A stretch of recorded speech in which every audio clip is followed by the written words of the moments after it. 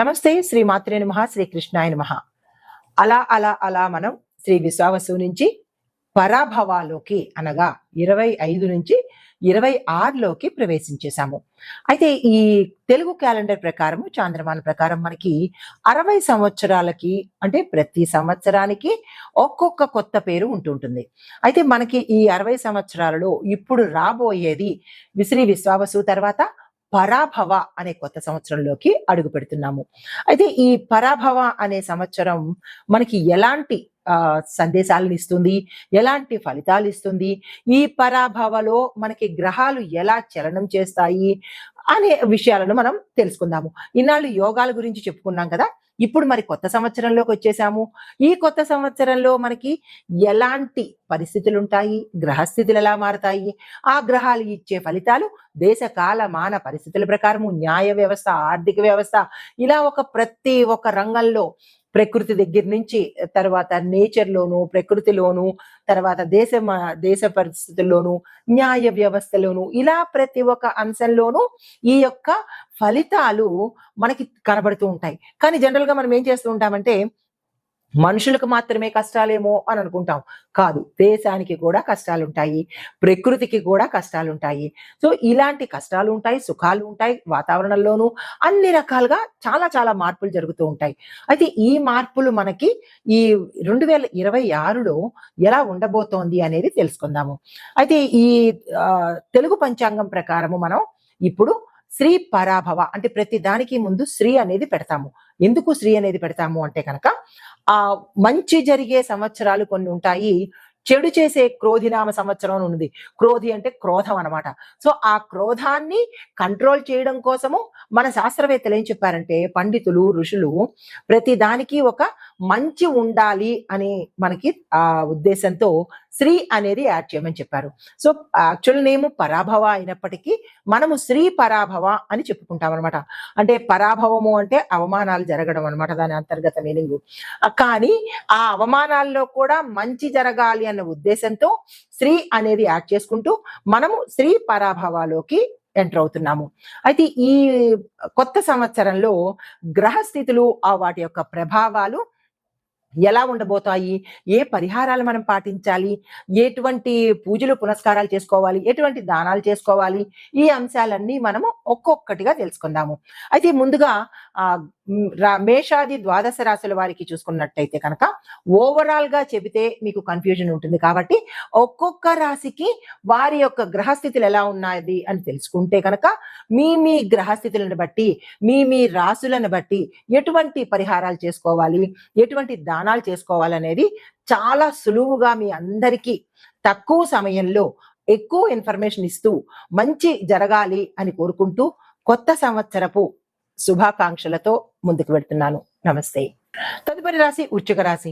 ఈ రాశి వారికి 2026లో ఎలా ఉండబోతోంది, 25లో మాకు ఇలా జరిగింది, అలా జరిగింది, ఏమీ బాలేదన్న వాళ్ళు కొంతమంది, రోజు చాలా చక్కగా ఉంది నాకు ఈ సంవత్సరం అనుకున్న వాళ్ళు కొంతమంది, ఇలాగా మిశ్రమ ఫలితాలు కొంతమందికి అలా జరిగి ఉంటే 26లో మనకు చిన్న ఆశ ఉంటుంది. 26లోనైనా నా కోరిక తీరకపోతుందా, 26లోనైనా నేను మంచిగా ఉండకపోతానా అన్న ఆశ, ఉత్సాహము, ఆతృత ప్రతి ఒక్కళ్ళకి ఉంటుంది కదా. అయితే ఈ 26లో ఇంగ్లీషు క్యాలెండర్ ప్రకారము, ఇది మన తెలుగు పంచాంగం కాదు, ఇంగ్లీషు కాలమాన ప్రకారము, ఇంగ్లీషు ప్రకారంగా జనవరి 26 నుంచి ఆ సంవత్సరం అంతా ఎలా ఉండబోతోంది అనేది, ఆ గ్రహాల యొక్క పరిస్థితి ఎలా ఉంటుంది, ఆ గ్రహాలు ఇచ్చే ఫలితాలు ఎలా ఉంటాయి ఈ 12 రాశుల మీద అనేది చూసినట్టయితే అందులో భాగంగా తదుపరి రాశి వృశ్చిక రాశి అన్నమాట. ఈ రాశి వారికి శని భగవానుడు 5లోను, రాహువు 10లోను, కేతువు 4లోను, గురుడు 12లోను, సూర్యుడు 8, చంద్రుడు 1లోను సంచారం చేస్తున్నారు.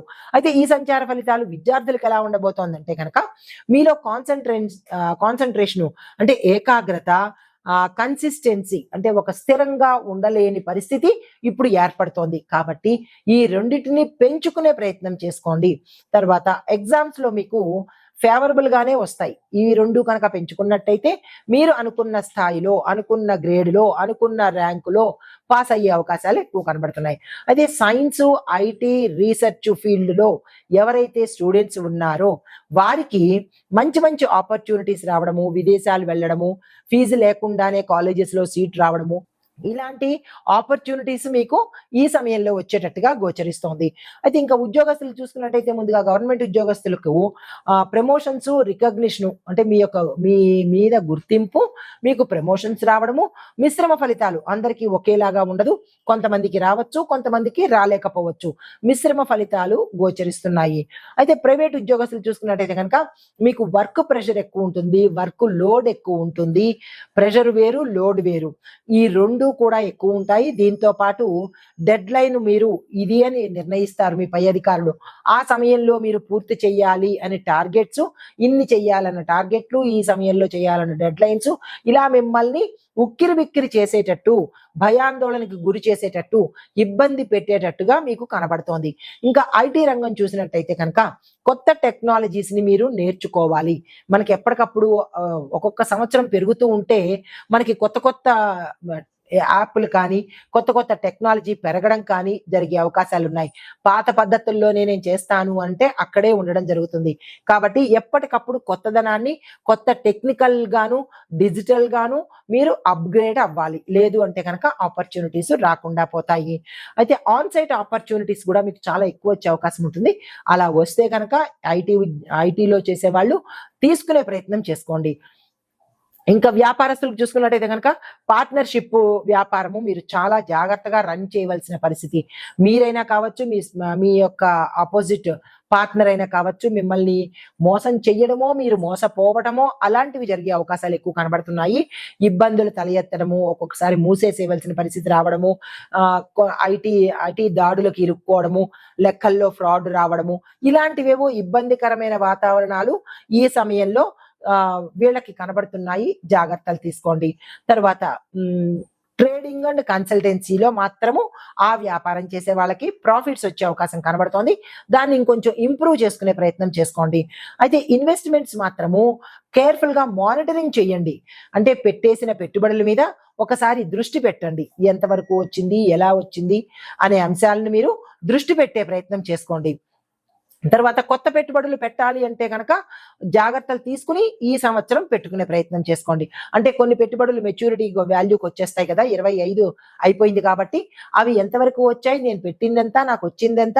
అనే లెక్కలు మీరు చూసుకునే ప్రయత్నం చేసుకోండి.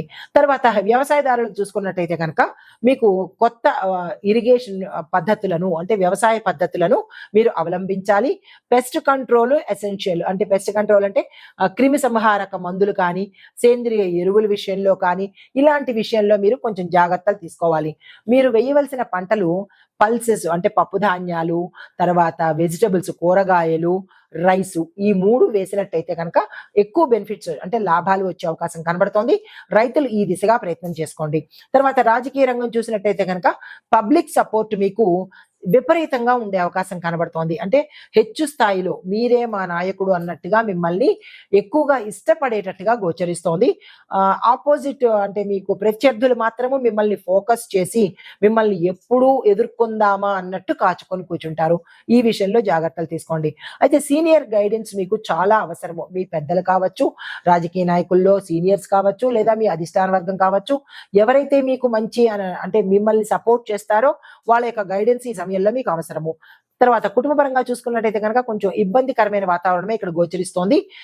కుటుంబంలో అన్యోన్యత లోపించడము, అపార్థాలకు వెళ్ళడము, గడబిడగా ఉండడము, ఇబ్బందులు కలగడము ఇలాంటివన్నీ గోచరిస్తున్నాయి. ఈ విషయంలో జాగ్రత్తలు తీసుకోండి. తర్వాత పిల్లల విషయంలోనూ, భార్యాభర్తల దాంపత్య విషయంలోనూ కొంత పాజిటివిటీ ఉండే అంటే మంచి జరిగే అవకాశాలు ఎక్కువ కనబడుతున్నాయి. ఇంకా ఆరోగ్య విషయం చూసినట్టయితే కనుక ఎక్కువగా తల తిరగడాలు, రక్తహీనత, తర్వాత తూలి పడిపోవడాలు ఇలాంటివి గోచరిస్తున్నాయి. దీంతో పాటు విపరీతమైన మానసిక ఆందోళన, స్ట్రెస్ ఎక్కువ కనబడుతోంది. అంటే బీపీలు, షుగర్లు ఉన్న వాళ్ళకి ఇలాంటి ఇబ్బందులు ఎక్కువ వస్తాయి. అలాంటివి ఏవైనా ఉంటే కనుక డాక్టర్ పర్యవేక్షణ తీసుకోండి. మీకు చెప్పదగిన పరిహారము, మీరు ఈ రాశి వాళ్ళు కుజుడిని ఎక్కువగా ప్రార్థించాలి, కుజుడి ఆరాధన చేసుకోవాలి. కుజుడికి సంబంధించిన పరిహారాలు, దానాలు, ఆ సంబంధించిన వస్త్రాలు ధరించుకోవాలి. అయితే మీకు చెప్పదగిన మంత్రము ఓం అంగారకాయ నమః అనే మంత్రాన్ని సాధ్యమైనన్ని సార్లు ప్రతి మంగళవారము చదువుకునే ప్రయత్నం చేసుకోండి. దీంతో పాటు మీరు ఏదైనా కీలకమైన పని మీద వెళ్ళాలన్నా, లేదంటే డెసిషన్స్ తీసుకోవాలన్నా ఎర్ర రంగు వస్త్రాన్ని ధరించి ఎరుపు రంగు వస్త్రాలను దానం చేస్తూ ఎరుపు పళ్ళు, ఎరుపు పువ్వులు ఇలాంటి వాటిని ఎక్కువగా ఇచ్చేటట్టుగా పెట్టుకోండి. మంచి జరిగే అవకాశం కనబడుతోంది. అయితే ఈ రాశిలో ఉండేవారు గోచార రీత్యా ఈ ఫలితాలను చూసుకుని ఈ పరిహారాలను పాటించుకుని ఆ గ్రహాల యొక్క అనుగ్రహం ఈ సంవత్సరం సంపూర్ణంగా పొందాలి, అందరూ చక్కగా ఉండాలి అని కోరుకుంటూ శుభం భూయాత్.